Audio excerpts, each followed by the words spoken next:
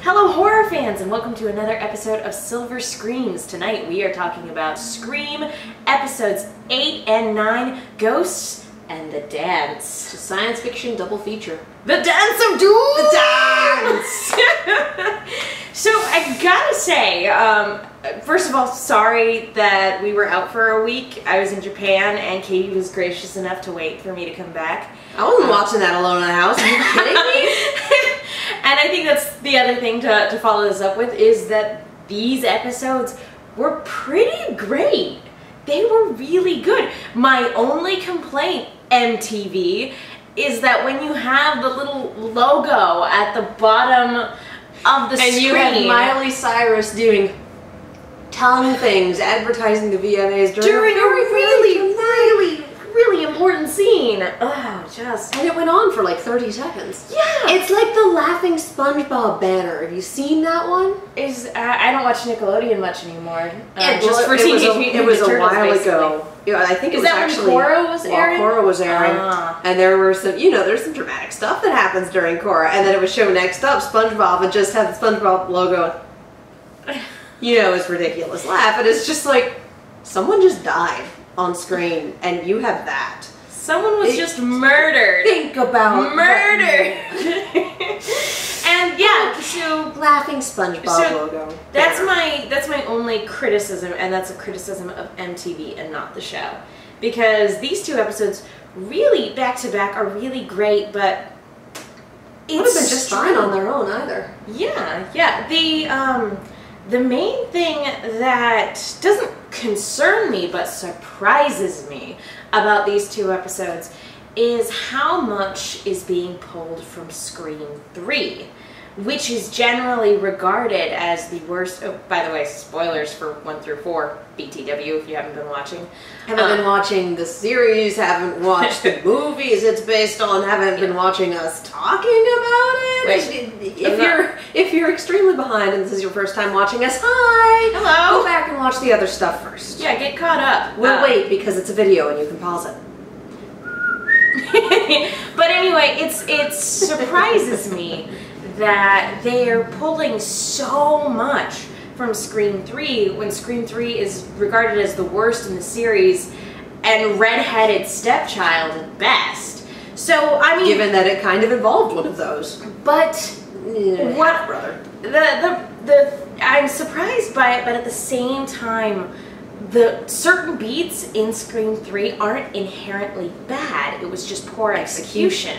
There was actually a lot of good stuff in there. I liked the fact that the killer this whole time was actually Sydney's half-brother.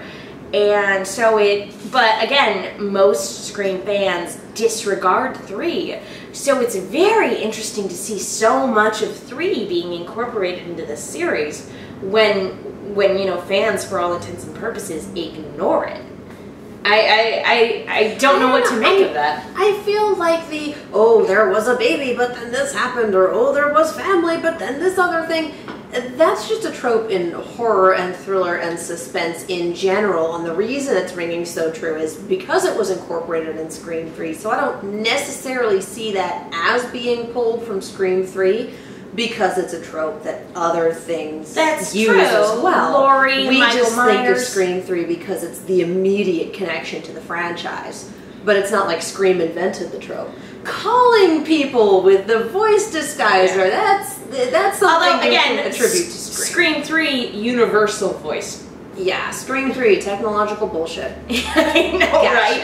And teleportation, apparently. He had towers. I did like what you pointed out with Brooke talking to her mother doesn't mean anything. No, when you've got a universal voice.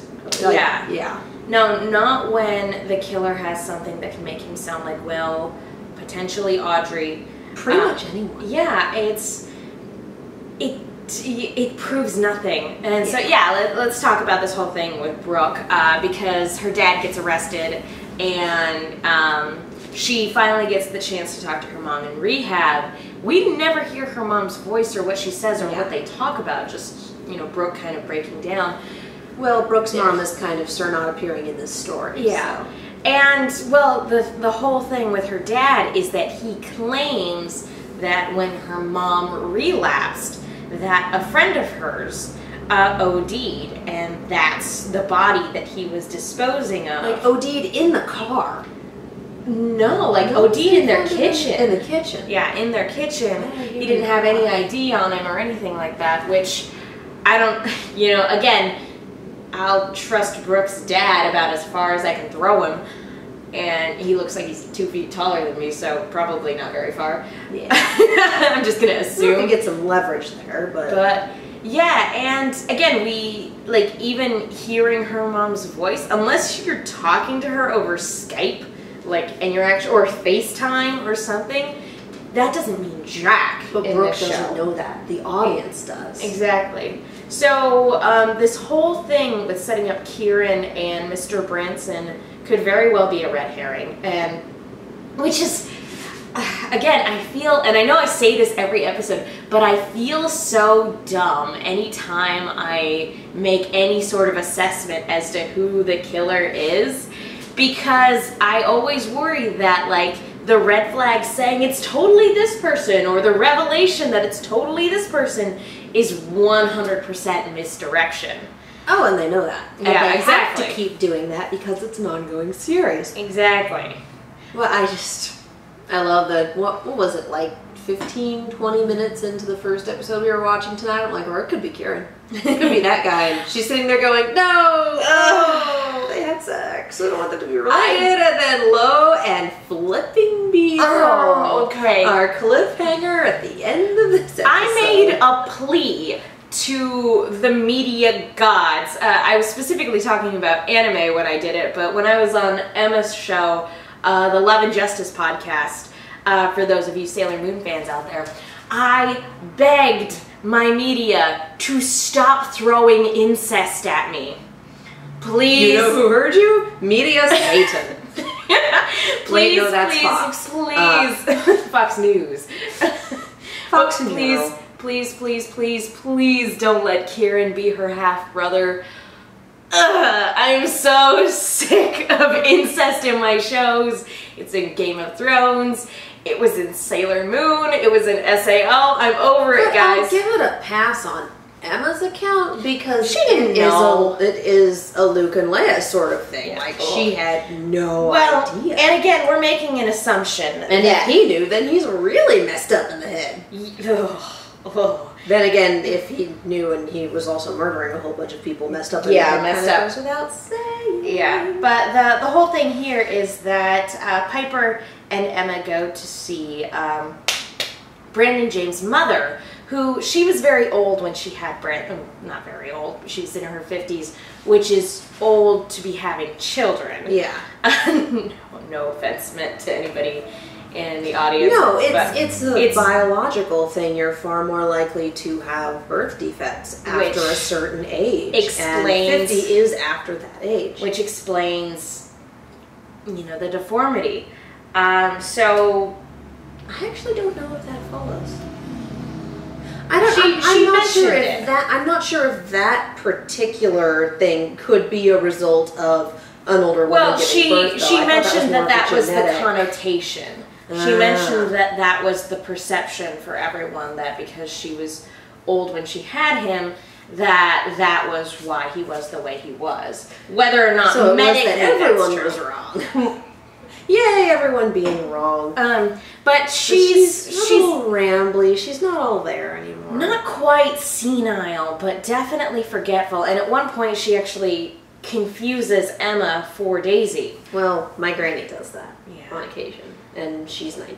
So it's a thing. Yeah, it's she's not senile, but there are definitely days where she's just goofy. No, and my grandpa's getting up there, and he forgets things all the time. We're getting personal, but yeah, so it's a thing that happens. I'll buy it. I will definitely buy it. But so they're led to believe that Seth Branson came by and was asking about it, claiming to be Brandon James' son, which I didn't believe for a moment as they were questioning her. And this is also after Emma's putting together all of, she keeps seeing hallucinations of Will with a split head, holding a heart and crushing it, and then handing her a keychain. That was really super graphic. It was dark, but yeah, let's talk about these hallucinations before we get MTV's Horror Fair. I haven't been watching Teen Wolf. I haven't been watching any of their other stuff, so I don't know how graphic they get in their primetime shows on an episode-by-episode basis, but that was pretty gory for not network television? Cable television. I don't know. But yeah, it was cable. But nonetheless. It was one of the most graphic things I've ever seen on MTV. If not the most graphic thing I've ever seen on MTV. I hope that was practical effects. I hope so too, but the main thing about it is I really liked, I liked this as a device for Emma, who had been through so much, to kind of piece things together on her own. It's a very good visual way of connecting the dots. And actually, we had a moment in this episode when her dad appears, who turns out it's not actually her dad, it's a hallucination of her dad, again, all helping her to piece together what actually happened and to connect all these fragments of the story that she's been kind of coming across. I feel like, well, we go into that and then I'll give my opinions on this. Her dad is played by Tom Everett Scott. And if you watch Z Nation, he was his title? Yeah, but he wasn't a sheriff. He was ex-military. He was some form of. He was basically the Rick Grimes of Z Nation. And so when things happened, guys. Watch Z Nation. It's on Netflix. It's really good. Don't get attached to anybody. Very true. For good reason. It's a zombie show. But it was just so funny because at first we're looking at, because I saw the promo prior to this episode, so it didn't even occur to me because I was watching it on YouTube, so I didn't even recognize. Him, and so we see it on our TV, and I'm just kind of like, who is that? How do I know that? Who is that? And then it hit me like a freight train. I was like, Z Nation! We've had him in the AfterBuzz studio before. So there may have been some screaming, and we may have had to pause the episode. We did, and we just erupted into a fit of giggles because kind of howl over Tom Everett Scott's choice of horror series. Yeah, no, it was just so funny. It was just a treat to see him in this show, and it was just so unexpected. So we just got a good kick out of it. And I'm actually, on the one hand, like I said, I liked using all of this as a plot device. I am disappointed that the character actually didn't come back into town because they were laying the groundwork for that, and nothing has come of it yet. I'm disappointed in the use of hallucinations as a plot device. I liked some of it. I very much liked she's still seeing flashes of Will, and she's still freaked out over what she witnessed, because it's extremely super messed up, and still dealing with the fact that she tripped the wire, and there's some guilt there. But the fact that it starts being, he starts having a squished heart, and then he hands her the keychain, and then Dad shows up, and Dad's telling her, oh, you know what you heard, and oh, you know what the connections are, and I'm like, we're getting into magical realism here. We're getting into really super convenient hallucinations, and that's, I feel like it's episode 8, we gotta start putting things together, someone has to put things together, someone has to figure out the plot, here's how we can shoehorn in. I feel like lazy writing. They ran out of time, they ran out of space, they hit filming constraints, and they went, we gotta figure this out somehow, and here's how we're gonna do it. Still somewhat plausible, but pretty obviously we needed to bridge these things together. Square peg, round hole, give me a hammer. It's kind of like when you watch like either a detective series or like a Sherlock movie, something along those lines, and Sherlock sees the clues, but there's no way for the audience to put them together, and then when Sherlock pieces it together, it's, oh, here are all the clues, and here's all the stuff we didn't, as filmmakers or television makers, didn't show you. Exactly. So here, we put the whole thing together for you now. But that's to make Sherlock look smart. And I've got Sherlock issues, and that has nothing to do with this. I'm just talking about, and I'm even talking about like the Robert Downey Jr. version as well. But yeah, just generally mystery stuff. Is to make Holmes look smart. And that's also kind of how the original novels were written, because it's Watson's observations. And he definitely has observations of his own, but it's written very much in first person. I think. It's been a while.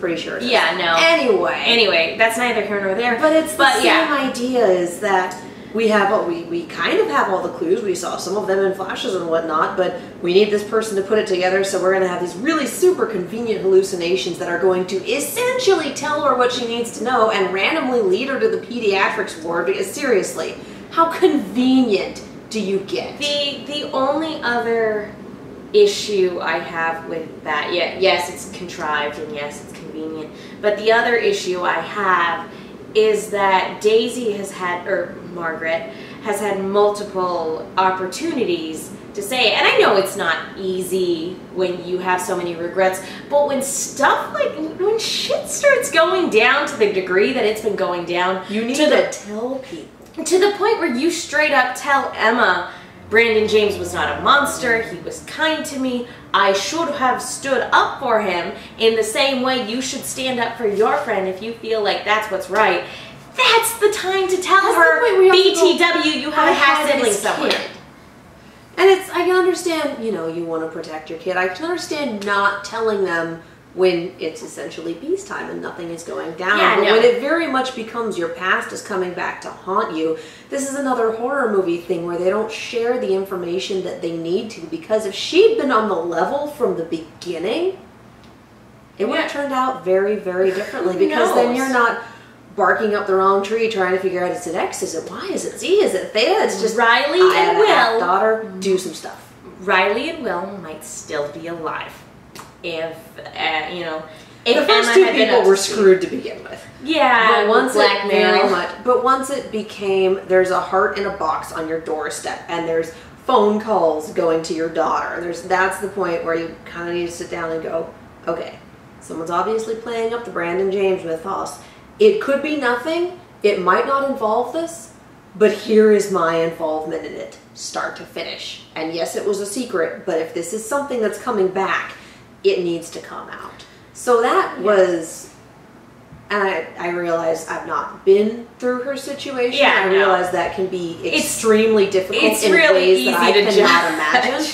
So it's very easy for us to sit here and look at a work of fiction and go, well, you should have done X, Y, Z, and Theta. It would have been smarter. Yeah. It's a retrospect thing. We wouldn't have a series if everybody did the smart thing. And we I'm certainly gonna wait for backup. We wouldn't have a horror genre if people did the smart thing all the time. Well, sometimes you get really good movies where they do the smart thing and they still get lost. Those are the best movies. Yeah, but there's, I mean, the majority. The majority is dumb kids in the woods. The majority of schlock that we have out there. Dumb kids in the woods. Yeah, but some of those are great. Anyway.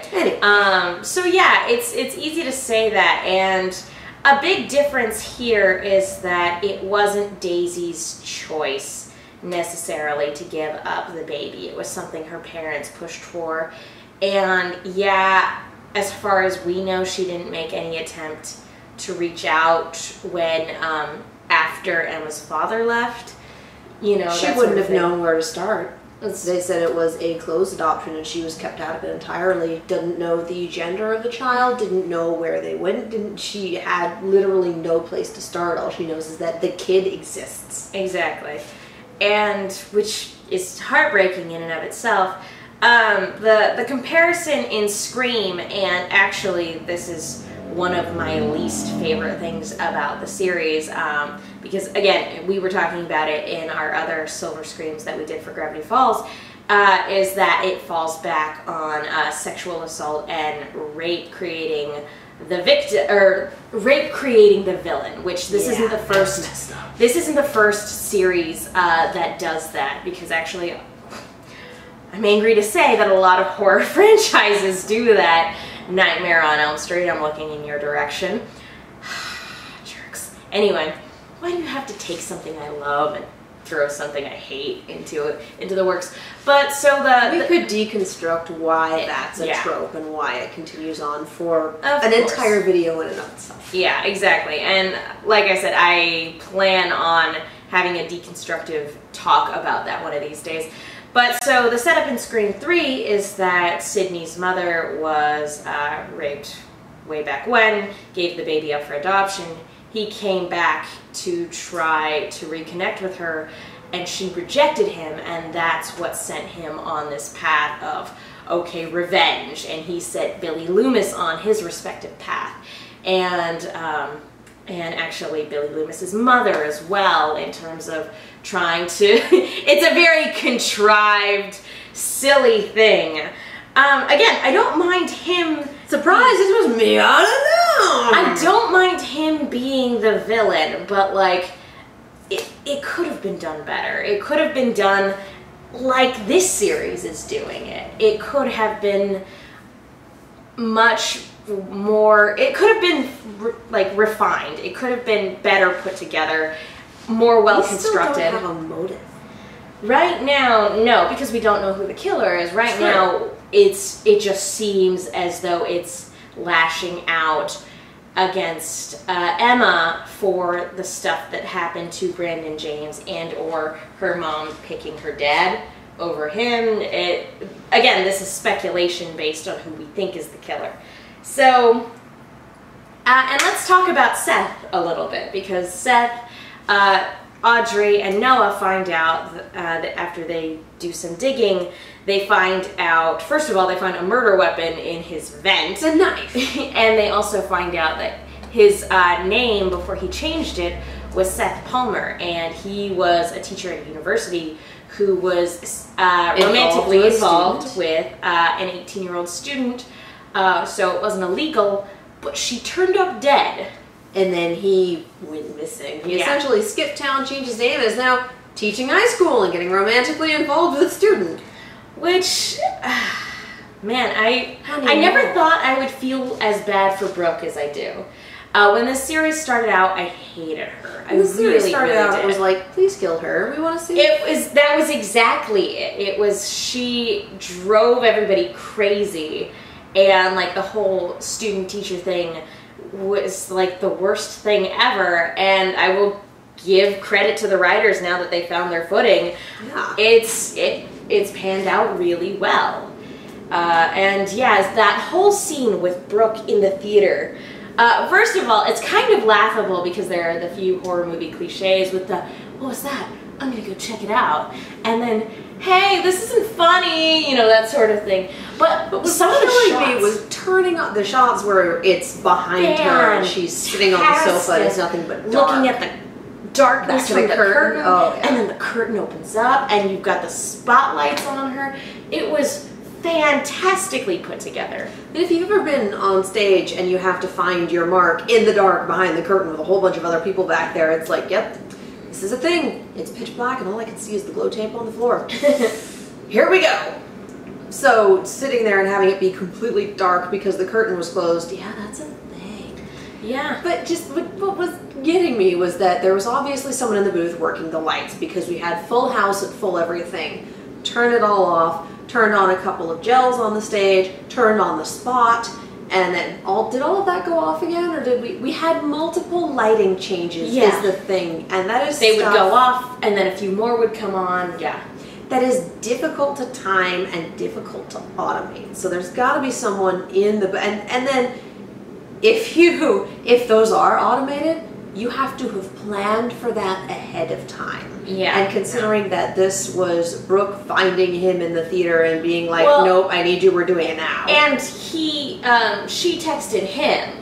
Yeah. So unless he's really, really good at anticipating what people are going to do, I mean, he did say that he was there ahead of time with the rehearsal. Yeah, with the rehearsal group. So you're up in the booth. You're working the lights. How do you get from the booth to the audience in 15 seconds flat? You can't. You either have the power of teleportation. Unless your booth is in the audience, and some very large venues have this, where there's a chunk of seats that are just taken out and you have a booth there because that is the best place for it and they need the space and there's not balcony space or ceiling space or whatever. Yes. But if it's a high school auditorium, usually your lighting booth is going to be in or near the ceiling. Yeah. And you have catwalks to get there, which is why you have teachers or seniors running it. That's not someplace freshmen get up to, and that's not someplace you get up to and down from very easily. So what this basically means is that we got two, or we're full of shit. Or yeah, our killer has the power of teleportation. He can use instant transmission to get wherever he needs to go. This is like, but they're really good at this kind of technology, and the series really understands this technology, but they also think 700 hits on a video means viral. To be fair, like, they haven't done at least anything in terms of tech observations. They haven't done anything that egregious.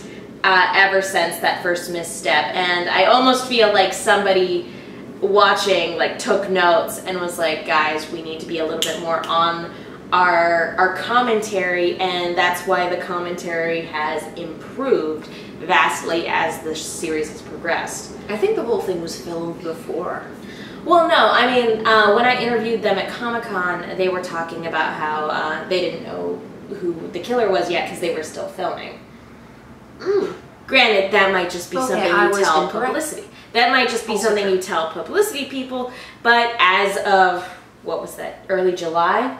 As of early July, they weren't done filming the series yet, and the way the actor who played Noah, the way he put it is, he's like, you were just like looking through the page going like, oh, is it me next? Did I die? Like, who could the killer be? Am I the killer? You know, that sort of thing. It's kind of a riot. It's pretty great. Well, if you keep the actors in the dark, then they play innocent really well. Exactly. Because if you know that it's your character, you have to resist the temptation to really play it up. Yeah, if nobody knows who Kaiser Soze is, he gives her more authentic performances. And those were some of the interviews they had with Brett Dalton in Agents of S.H.I.E.L.D. He plays Agent Ward. And he didn't know that he was Hydra until 2 episodes before that happened. Yeah, no. They called him in, and he thought he was getting fired. Yeah. Is Ward gonna die? Is my character gonna die? Because it's Marvel, and you're like, they're like, well, no, we're gonna turn him into a Nazi. You're Hydra. What? And he straight up said, I'm really glad they didn't tell me at the beginning of the series. I would not have been able to resist the temptation to play it up. It would have happened subconsciously. And so that's the sort of thing you do with a series when one of your characters is secretly evil, or multiple of your characters are secretly evil, and you can't blow it. Yeah. You don't tell the actors, so they're not tempted to blow it, but there has to be 2 killers at this point. No, and that's... Or I will call just ultimate bullshit on so much of the stuff that's happening. In terms of acting, that is a credit not only to the actors, but also to the directors. And I don't know if the director... I imagine the director has changed from episode to episode because television... I'll be honest, I haven't been paying attention. But television series tend to have multiple directors. So that is a credit to the directors as well. And one of my favorite directing notes was actually... I want to say it was in an interview with Jeremy. When I did a one-on-one interview with her, she said that one of the best notes she ever got was... The director took her aside and said, no matter what, do not let him touch you. And then went and told the other actor, you just want to embrace her. Like that, like make sure that you put your arms around her before this scene is done. And then go. So directors can pull interesting stuff like that by keeping actors in the dark about certain things. So I would like to think that, you know, again, by keeping actors in the dark, that's how you get good, authentic performances. Yeah. I would love to see some of the behind-the-scenes stuff when this series comes out on DVD. Oh my gosh, yeah. It's just, yeah. So, yeah, we talked about hallucinations, we talked about I do the want to hospital talk room that about the sheriff a little bit, because not only was he kidnapped by the end, again, very Scream 3 to actually have. Without backup, you idiot! But don't live in a place where law enforcement and investigative reporters are bad at their jobs. Let's never, ever, ever, ever, ever break up. But yeah, if you haven't seen any of the How It Should Have Ended series, you need to start. And Scream 1 is super good. The reboot with you is gonna suck so bad. But anyway, I'm more of a rom-com person. Goodbye forever. So good. Anyway, so but the sheriff at the very beginning of episode 8, Piper is trying to talk to him, and he's very dismissive and like really condescending to her. And again, not to rule anybody out, although I don't think he's in on it, it would be, we were talking when we were watching episode 8 about how convenient everything has been for him. The kids keep coming to him with all this information. You know, the killer coming back has conveniently pushed Daisy into his arms.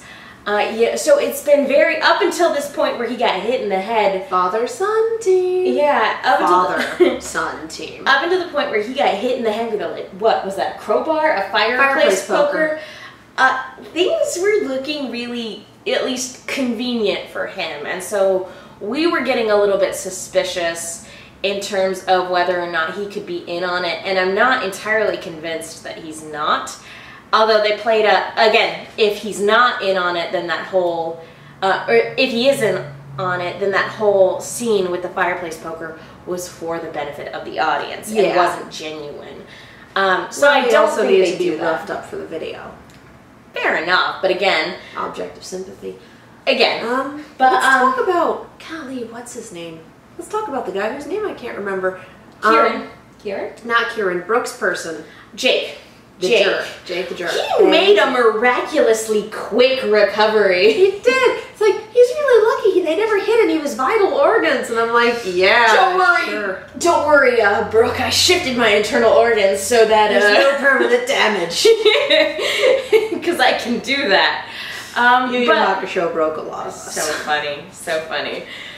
Anyway, but he made a really speedy recovery. But the other thing about it was so when Brooke was staying at his house. While I also want to talk about his reaction to Will's death, because when they broke the news to him, he appeared to start crying, and in my mind that was him going, I don't know where Will hid the money. Will might not. Will doesn't know anything anymore. He has a splitting headache. He's dead. But yeah, he has a splitting headache. He's dead. He's dead now. But yeah, so again, and I know we talked earlier in the series about people using comedy as a coping mechanism, but you know, the way he's acting, he doesn't act like somebody who lost a friend, and we saw earlier on that he was very much willing to kill Will if it came to that. Even if it's a friend that you've had a falling out with, that's definitely one of those yikes sort of things. Yeah, no, but yeah, again, he doesn't act like somebody who's lost something as these episodes continue. He's acting the exact same from the second he gets out of the hospital to the second Brooke leaves, and then he's, you know, trying to pick up another girl. And granted, he might have just been trying to pick somebody up to make her jealous. But it's still like he has these security camera feeds from Brooke's house on his phone. So he's got that, which is creepy. But we also see at the house that the sheriff was at. Exactly. Where the security camera feed. Yeah, there was a security camera feed on the laptop. And we had a moment earlier in the episode where someone hacked into Brooke's laptop and turned on her webcam to spy on her. So this is while the teacher's in jail, so who knows? So yeah. So it's definitely pointing towards at least 2 people. Right now, the entire town's in on it except for the 3 prime people that the series is pointing. The 2 prime people that the series is pointing to right now is Kieran and Seth. But like, I'm including Jake in that in terms of like who broadly it could be. I mean, yeah. Right now it's very much red flag Kieran and Seth, especially with the way this ended, seeing that Seth had escaped, seeing the camera footage of Kieran with Nina, and the fact that he's like, I didn't think it was important to bring up the fact that I had met her and drove her home and nothing happened, you know. And then we have that last revelation of, wait, no, it wasn't Seth who went to go visit Mommy Dearest. It was Kieran.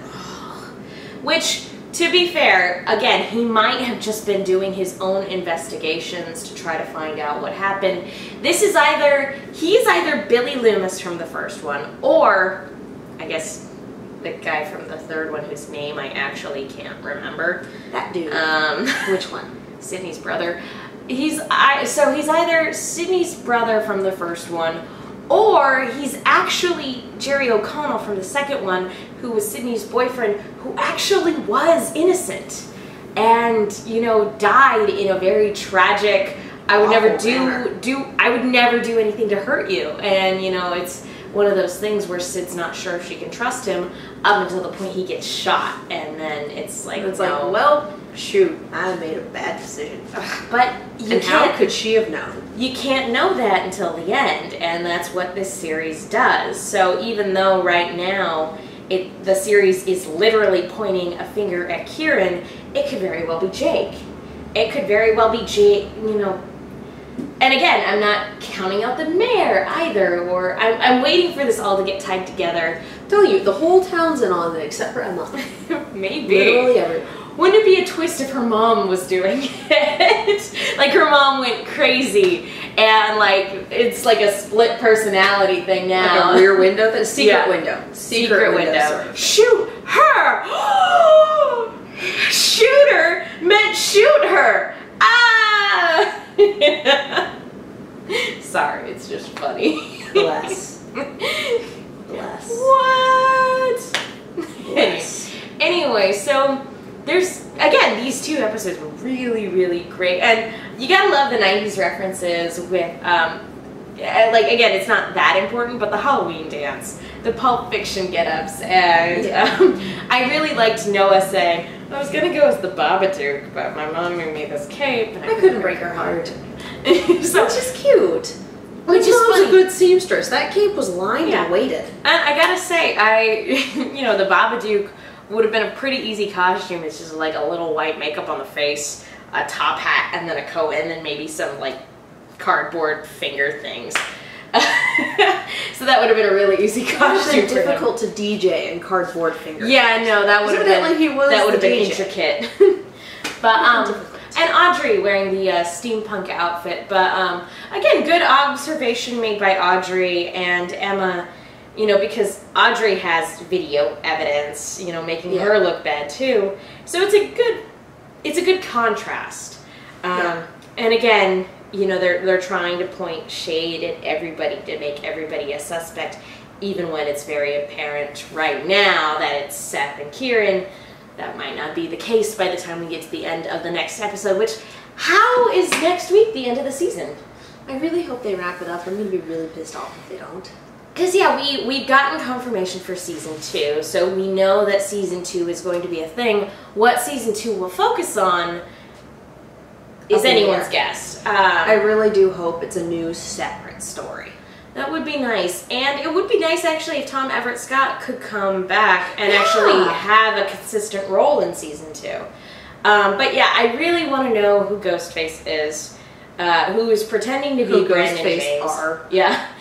Who the two people are, because because the other thing that Scream likes to do is very much pull the rug out from under you. So again, having it be Kieran and Seth, there's not that dramatic reveal moment where, it turns out it was the person you never suspected, and we haven't had that yet.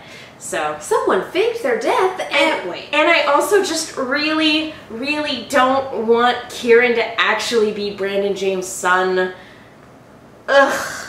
I'm telling you, media Satan heard that play. I don't want it. I don't want it. I'm writing it off as a Luke and Leia. I don't want it. I don't want it. I don't want it. Please make it be someone else. Please have it be like the twist that it's actually I don't know, Audrey's her sister or something. I don't know. I don't care. It's gross. So gross. Anyway, I just find it funny because she's freaking out. I'm just sick of it in my shows. It's everywhere. And it's so funny because it eventually pops up in some of the stuff I'm reading too. I read the audiobook for I guess spoilers for Shadow of the Wind, which is a really good book, BTW, but it's one of those books that has surprise incest in it. And it's guys, why? This is everywhere. Sometimes why is it everywhere? It happens. Sometimes it happens. Why can't I just sit down and watch a show and not have to worry about incest? Final thoughts.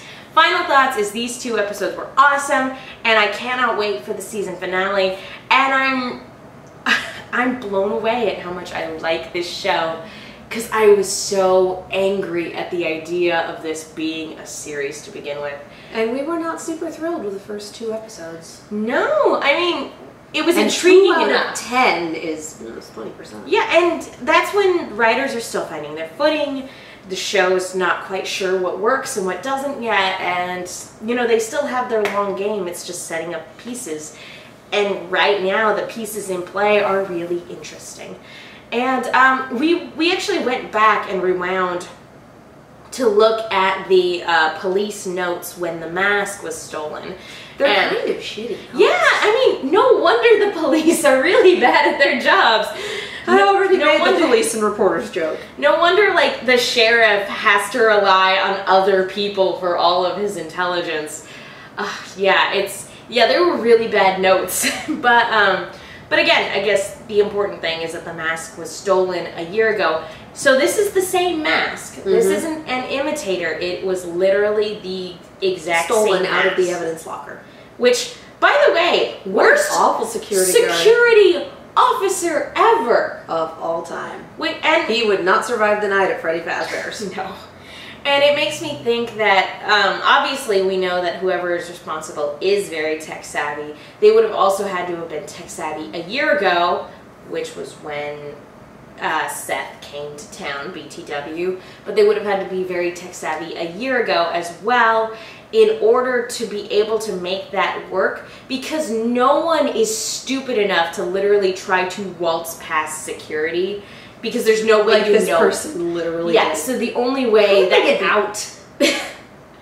The only way it could be pulled off is if they have like that malware stuff that gives you access to the security camera feeds, so you know when a good time to run over is. Yeah. So, and again, these police are terrible. Terrible, I say. They're just awful. Anyway, that was a cool scene, and it was cool seeing a flashback. I like when the show does that. Yeah. So that was a lot of fun. It was cool to see Brandon James' mother, who is surprisingly Southern. Where does this take place? Like Great Lakes area? That's kind of what it looked like on the map. But I presumed it was in California. So I had no idea that it was in like the Midwest or the East Coast somewhere, maybe? I don't know. Time zone? I don't know. I got the impression that it took place relatively same area as Woodsboro. Some place where it's evidently warm in October. Which I assume, again, Colorado. Not Montana. Colorado. Not Colorado, California. Sea states. Colorado is warm in the winter. Shut up. Shut up. Anyway, so my final thoughts on these 2 episodes is that they were really good, and I'm really excited for this season to wrap up. I'm also apprehensive that even though I'm really enjoying this, that they're going to string me along for season over season over season, and I don't want that. They're going to run out of bodies. Yeah. And actually, we're at the point where that's the case, and they're going to run out of bodies, especially if they're going to do a second season. I am pleased that they didn't kill Brooke in episode 8. That, again, surprised how much I've grown attached to her and like the way that she's grown and developed. How about you? Any final thoughts? Well, that was pretty much it. I will be ticked if it doesn't wrap at the end of next episode. Yeah. Because I really don't want them to pull the heroes and be like, let's keep the same characters and just keep going. It doesn't work that way, you guys. It doesn't. I want this season to wrap up, but and then next season to be the sequel. Exactly. To be Scream 2. To have everybody move Electric on. Boogaloo. Scream 2, Electric Boogaloo. Anyway, so yeah, I guess that basically wraps it up for this week's episode and last week's episode. Again, thank you guys so much for tuning in. Since Scream is coming to an end, I want to hear from you guys in the comments below. What horror movies do you want to be talked about for Silver Screams? Because there's stuff I definitely want to talk about. There's certain topics and there are certain movies I definitely want to review. What topics regarding the horror genre and what movies do you guys want discussed? I want to hear your guys' opinion. And I also want to hear, what are your guys' theories theories. Do you think Seth and Kieran were working together, or do you guys think the killer is someone else? Because the promo certainly didn't give anything away. Well, yeah, that's a good promo. Exactly. Who done it? So yeah, let us know in the comments what you guys think. It'd be a lot of fun.